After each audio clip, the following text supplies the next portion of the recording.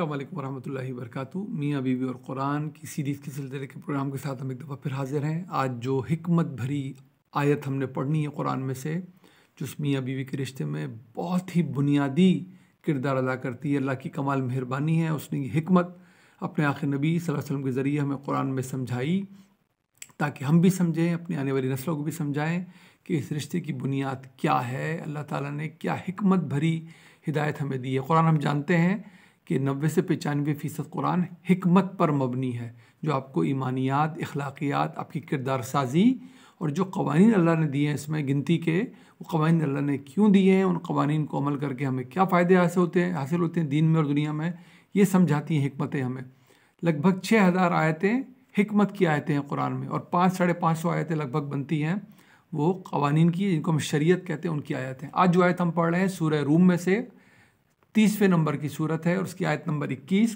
تعالیٰ فرماتے ہیں وَمِنْ آیاتِهِ، میری نشانیوں میں سے ایک نشانی یہ بھی ہے، ان خلق لکم من انفسکم ازواجا، میں نے تمہاری جنس میں سے ہی تمہاری بیویاں بنائیں، یعنی کہ تمہاری اسپیشی میں سے ہی اللہ تعالیٰ نے تمہاری بیویاں بنائیں، لِتَسْكُنُوا إِلَيْهَا، تاکہ تم ان سے اور وہ تم سے سکون حاصل کریں۔ اس رشتے کی اللہ تعالیٰ نے کیا بتایا، حکمت کیا ہے اس رشتے سے، اس جوڑے کو بنانے سے، جو تم ایک دوسرے سے نکاح کا رشتہ قائم کرتے ہو، ظاہر اپنی جبلت کو پاکیزہ طریقے سے پورا کرتے ہو، کیا حاصل ہو، تمہیں سکون حاصل ہو۔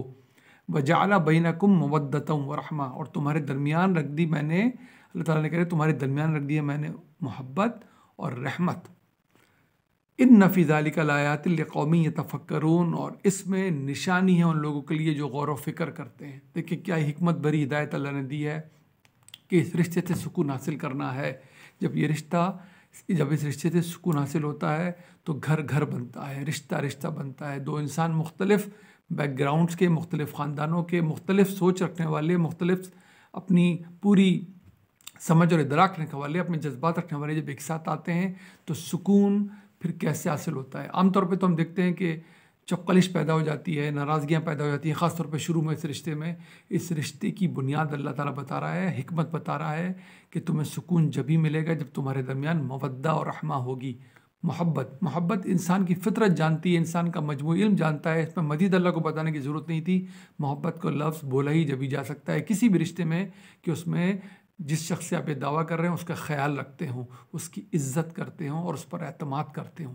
ظاہر ہر رشتے میں یہ تینوں چیزیں الگ الگ طریقے سے سامنے آئیں گی۔ اپنے والدین سے محبت کرتے ہیں، ان کا خیال، ان کی عزت اور ان پہ اعتماد اور طریقے کا ہوتا ہے۔ جب آپ اپنی بیوی سے اور بیوی شوہر سے محبت کرتی ہے تو اس کا خیال، اس پہ اعتماد اور اس کی عزت اور طریقے سے سامنے آتی ہے۔ لیکن جب تک یہ تینوں چیزیں نہ موجود ہوں تو لفظ محبت بولا ہی نہیں جا سکتا۔ اسی طرح رحمت کا انسانی سطح پر سب سے بڑا بنیاد اس کی یہی ہے، ایک دوسرے سے رحمت رکھنے کی، کہ غلطیوں پہ معاف کر دیا جائے۔ جب یہ ہوتا ہے تو دیکھیں اللہ تعالیٰ کیا بتا رہا ہے، اللہ تعالیٰ کہہ رہا ہے کہ یہ میاں بیوی اس دنیا میں میری نشانی بن کے تمہاری آنکھوں کے سامنے ہے۔ یہ جوڑا ایک دوسرے سے سکون حاصل کرتا ہے، یہی اس رشتے کو قائم کرنے کا مقصد ہے۔ پاکیزگی سے انسان کی جبلت پوری ہو، اس رشتے سے سکون حاصل ہو۔